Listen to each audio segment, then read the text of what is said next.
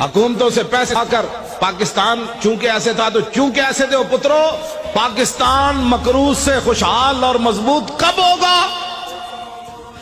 کہ جب گورنر بھی کھڑے ہوں سلمان فارسی، اور مدائن کا صوبہ ہو، اور مصر سے قافلہ آ جائے، اور مزدور سامان اٹھانے کے لیے کھڑے ہوں، وہاں صحابی رسول گورنر سلمان فارسی بھی کھڑے ہوں، تو آنے والا تاجر جو وفد ہے وہ یہ بھی نہ پہچان سکے کہ یہ گورنر ہے یا مزدور ہے۔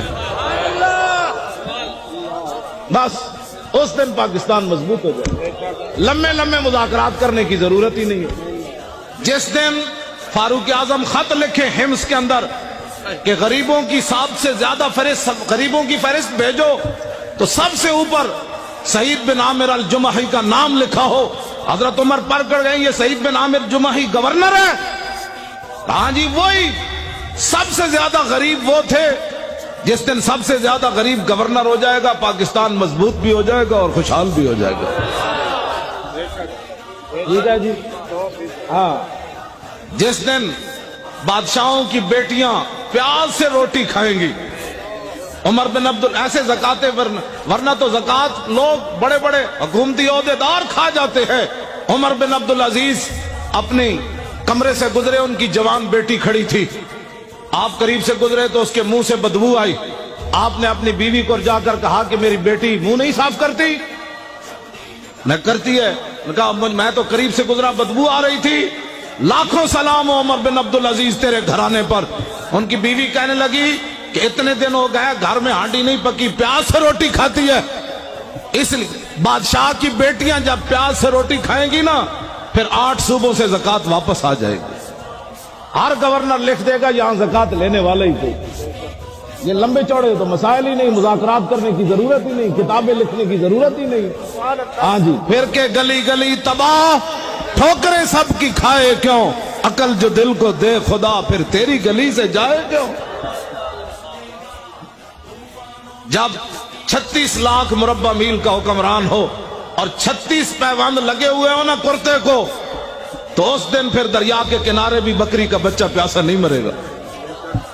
مولانا بڑی آسان سی بات ہے، نظام مصطفیٰ تو بات ہی اور ہے، باتیں کرتے ہو تم۔ دین تو ایک دن عمر بن عبدالعزیز جب مسجد سے گھر گئے تھے تو آدھا دین نافذ ہو چکا تھا۔ اس میں لمبے چوڑے بل پیش کرنے کی ضرورت نہیں ہوتی، کمیٹیاں بنانے کی ضرورت نہیں ہوتی۔ عمر بن عبدالعزیز نے صرف خطبہ پڑھا اور سواریاں باہر لے آئے، بگیاں لے آئے۔ فرمایا کس کی ہیں؟ نے کہا جی قومی خزانے کی ہے۔ فرمایا عمر بن عبدالعزیز تو یہ استعمال نہیں کرے گا، جیسے پیدل چل کے آیا پیدل چل کے جائے گا۔ صبح ہونے تک کروڑ پتی بھی فٹ پاتھ پر سوئے ہوئے تھے، ان کو پتا تھا عمر بن عبدالعزیز آ گیا۔ ہاں جی، صبح ہونے سے پہلے کروڑ پتی اپنے کوٹھے محل چھوڑ کر فٹ پاتھوں پر سوئے ہوئے تھے، صبح احتساب ہونا ہے، اس سے پہلے پہلے سب کچھ حوالے کر۔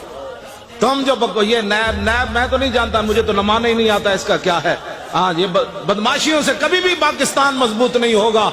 پاکستان اس وقت مضبوط ہوگا جب سعید بن عامر الجمحی کو حضرت عمر طلب کرے، مسجد نبوی شریف میں بیٹھے ہوں، اور ایک آدمی اپنے سامان کی گٹھڑی لے کر اپنی لاٹھی کے اندر ایسے لٹکا کر مسجد نبوی شریف میں داخل ہو رہا ہو۔ حضرت عمر ایسے دیکھیں، فرمایا میری آنکھ دھوکہ کھا رہی ہے یا یہ گورنر ہے حمص کا سعید بن عامر الجمحی؟ انہوں نے کہا نہیں جی وہی ہے۔ جب آپ قریب آئے تو فرمایا کیسے آئے ہو؟ کہا پیدل آیا ہوں۔ فرمایا سواری پر کیوں نہیں آئے؟ فرمایا وہ تو قوم کی سواریاں تھی، میری تو نہیں تھی۔ شام سے چل کر مدینے میں پیدل آنا۔ فرمایا کیا سامان لائے ہو؟ کہا یہ سامان ہے۔